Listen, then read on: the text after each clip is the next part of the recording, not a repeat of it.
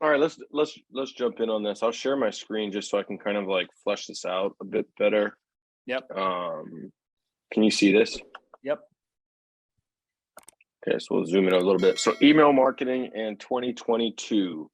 So our current open rate across the entire platform, like I talked about, is about 55.4%. That's sending, as of May of this year, we sent 25 million emails with over 14 million opens. So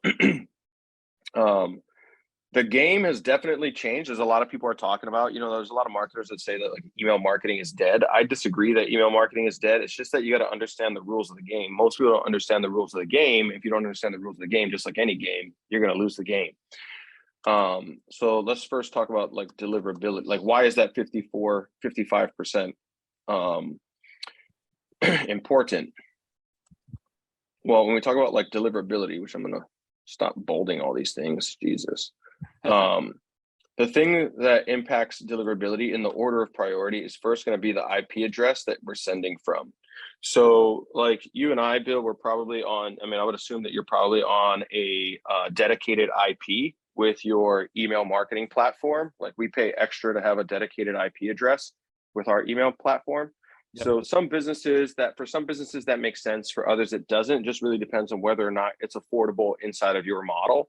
But the sooner that you can upgrade to a dedicated IP address, the better off that you're going to be, because what most people are doing, if they're using like a standard, like off the shelf solution like MailChimp or Aweber or GetResponse or something like that, or even ActiveCampaign, typically what you're doing is you're mailing off of a shared IP, which means that a bunch of users are they're sending their emails through that IP address. And if one user is getting only, let's say, a 5% open rate or 3% open rate or whatever, or they're, God forbid, spamming their list, then you're paying a penalty for their behavior, even if you're out using best practices. So you don't have real full control over your IP address.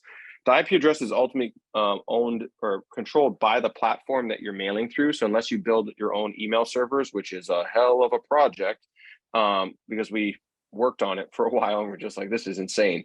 Unless you're going to build your own, the platform that you're running through, they control the IP address. So for most of us, that's kind of outside of our control. The next thing is going to be the domain, the reputation that's attached to the domain that we're mailing from. So you@yourcompany.com. So if you have good deliverability, good open rates, good engagement rates, you're going to have a higher domain score. If you have lower open rates, lower engagement, lower click rates, you're going to have a lower domain score. So your domain that you're mailing off of has a reputation attached to it as well. So when you send out an email, the email service providers like Gmail, Hotmail, Yahoo, these things, they are going to assign over time a score attached to that domain. And what that score is will determine whether or not you hit the inbox, the promo tab, the spam folder, junk folders, these sorts of things. So the better that you can kind of, and I'm going to show this, like how you kind of manipulate the engagement rates and the click rates in these things, the better that your domain reputation is going to be. And ours went down to a 3. Ours went down at one point to like a 3 rating on our HubSpot account. Our domain, it was really bad. Yeah, so that's that domain reputation is, the good news is that domain reputation is entirely in our control. One of the things that I see a lot of big entrepreneurs, businesses make as a mistake is that they mail their list from the same domain that they're mailing their internal communications with. And when you mail your list using the same internal communications, you're going to run into the problem like you destroy your domain even for internal communications. Yeah. So now you're just trying to email your team member and it's going into their spam folder. Or you're worse yet, you're trying to email a vendor or a client directly and it's going into their spam folder. So we don't mass mail off of the same domain that we're using for our primary, interdepartmental communication, right? Our company communication. So instead, like we'll use something like, we've had a few different ones, but we'll use something like correspondence@fullstackmail.com or something like that to mail out to our entire list. you know? So being really cautious about how you manage this. Now you can get your IP address score and your domain score from a free service called Google Postmaster. It's fairly easy to set up. So to give kind of some backstory to how we kind of landed on this strategy, I had spent about a year and a half or so outside of my marketing department. So eventually I stepped out, let my marketing team run, and I was doing other things that grow the business. And then as I brought in operators and we dialed in processes and stuff, I eventually navigated back into marketing. And when I got back to marketing, I was looking at our open rates on emails and stuff, and I was like, what the heck happened here? So I realized that some of my strategy that I was using when I was managing marketing and managing lists, because I came from the world of affiliate marketing. So as an affiliate marketer, I'm generating leads, and I'm aggressively mailing those leads in order to monetize those leads and make my money back, right? Because I'm only making like arbitrage, right? I pay $5, $10, $15 for a lead, and based on my commission, I might make 25, 30 bucks a lead or something like that. So I got really aggressive in email marketing as a affiliate marketer. And so some of my strategy was just kind of what I'd learned over the years, but I hadn't turned that into a documented strategy for my team until I came back in, saw that the things had gone down. So what happened is I took our IP address and our domain reputation from basically medium to high in 30 days, emailing the list 3 to 7 times a day. So what most people do is they back off and they say, oh, okay, we got to mail the list less because we're getting low open rates. No, we mail them more, but we're just engineering the open rates. And that's how I was able to bring that back up. And then we've maintained a high reputation on these ever since. So then the next two things that are going to impact your deliverability is going to be the content of the email. So subject line, what's it say in the subject line? You know, does that contain too many spam words or whatever? And then the actual content of the email itself, the body of the email, and then links that you include. So this is why we don't use any like off the shelf link shorteners like tinyurl or bit.ly or anything like that. And even, you know, if I'm going to mail an offer from like a platform like ClickBank, I don't use a ClickBank link. Yep. Because everybody else that's using those links is impacting its reputation. So I want to make sure that I use links that only we're mailing out. That way I can control the reputation of those links. The better your IP address and the better your domain, the less these other two things are going to matter, right? Like I can get away with more spam words technically, and maybe less quality links, because my other two things that control the deliverability are high. Not saying to abuse it, but just saying that you can stretch the rules a little bit, the better that these top two things are. So basically, here's the overall strategy that I started documenting for the team. So the first step was segmentation. So we segment the list, and we segmented it out to 10-day, 30-day, 60-day, 90-day, and 100-day openers. So what this means is a 10-day opener is somebody, you go into the list, you basically, inside the platform, you figure out who's opened. You can usually set these as dynamic rules on most platforms, which means that as people open, they're automatically segmented into one of these segments as they open or don't open. So it's happening dynamically every single day. It's not like a one-time thing. But we set up a rule that is, hey, we want to create a segment of everybody that's opened an email from us in the last 10 days.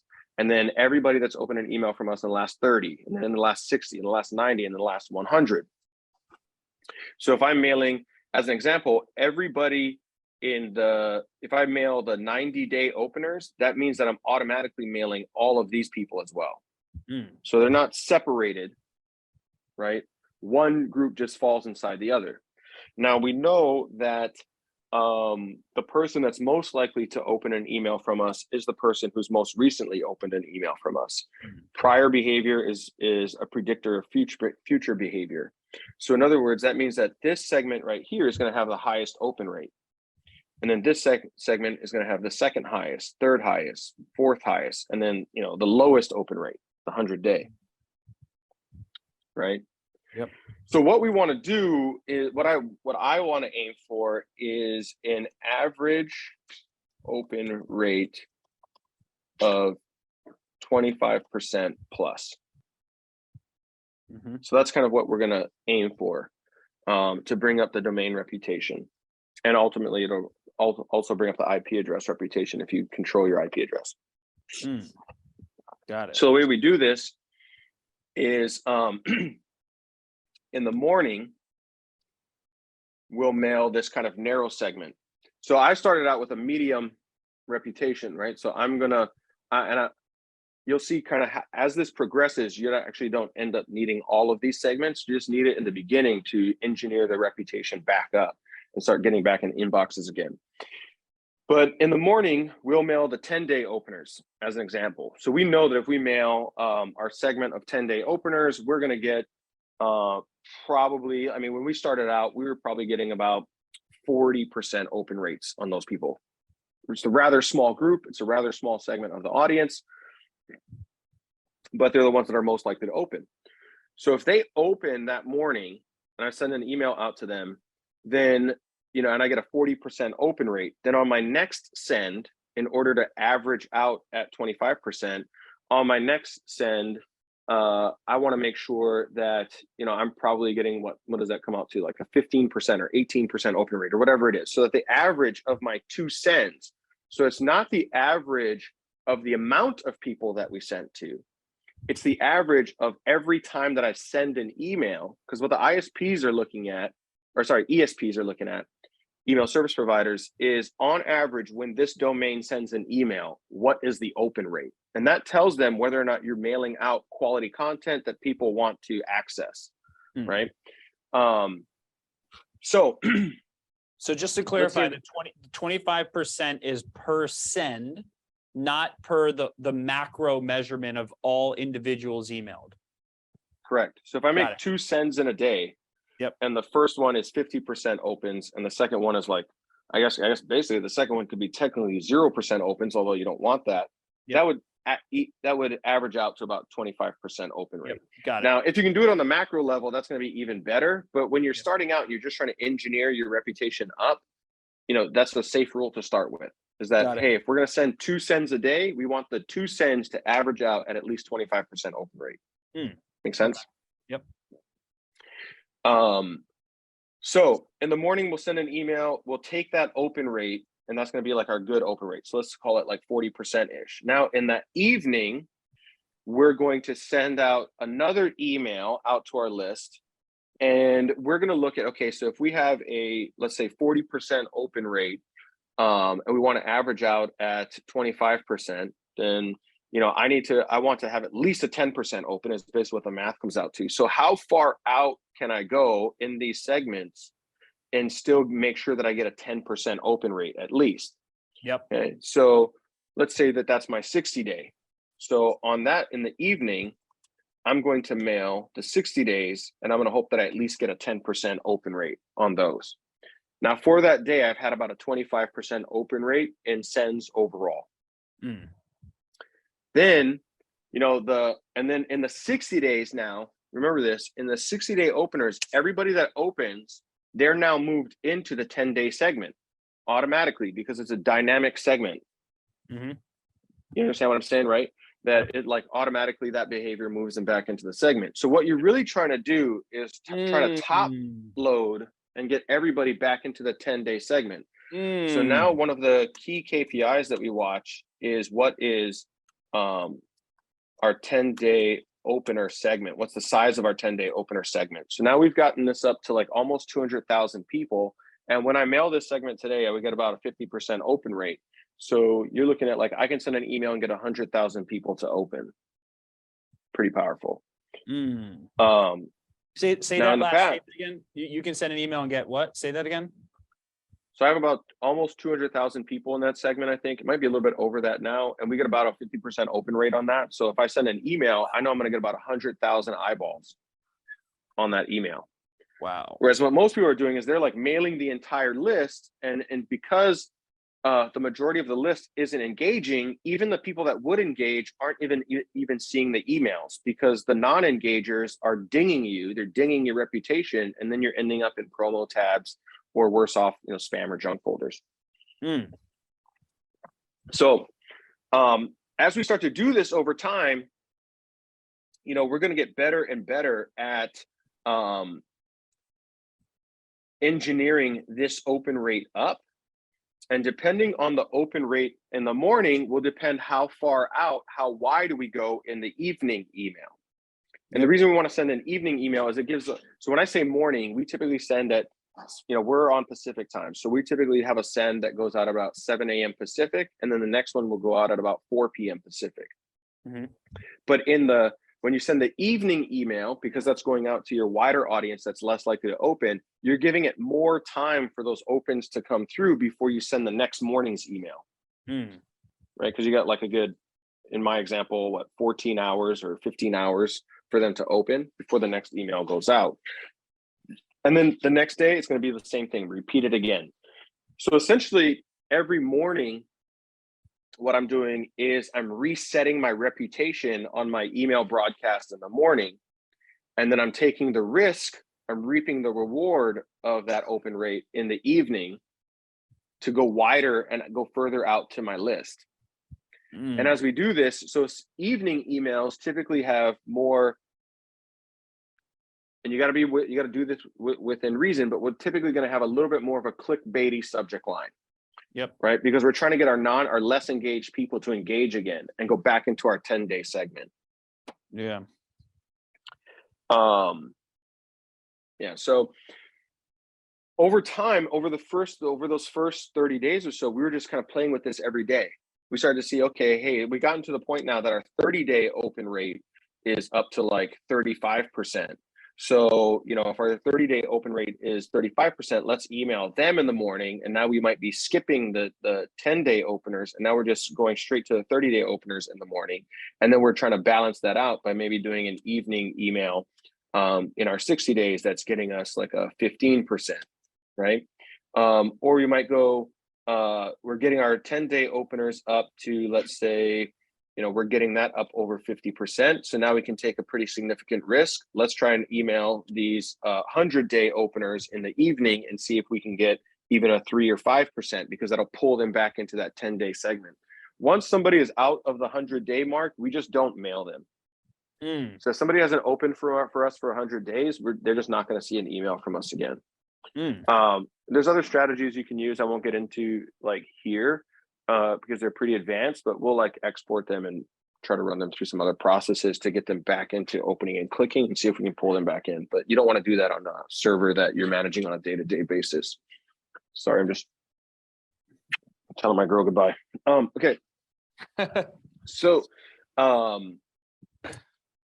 that's basically the strategy. Now, what happened over the course of about 3 months is we ended up only really needing these 2 segments. But in the beginning, in order to engineer our reputation back up, we needed all of these segments so that we could hedge, our bets based on the open rate in the morning and the open rate in the evening. Because if the open rate in the evening was really low, we're going to go back to the 10-day segment in the morning to start to bring it back up. If the open rate in the evening was fairly decent, then in the morning email, we might go out to our 30-day openers, right? Now, keep in mind, when you're mailing a 60-day segment in the evening and the 10-day segment in the morning, that means your 10-day segment got 2 emails for the day. Because we're not suppressing those groups out. We're keeping them in there. We want to give them another opportunity to open and engage. Wow. That is brilliant. The other thing that we do here is we incentivize a reply on every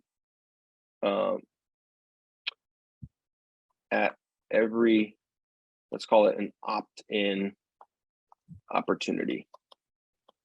So anytime that somebody opts into our list from any of our campaigns, whether they're downloading a PDF, they're registering for a webinar, they're signing up to watch a VSL, whatever it is, the very first email that goes out is going to incentivize them to reply to that email.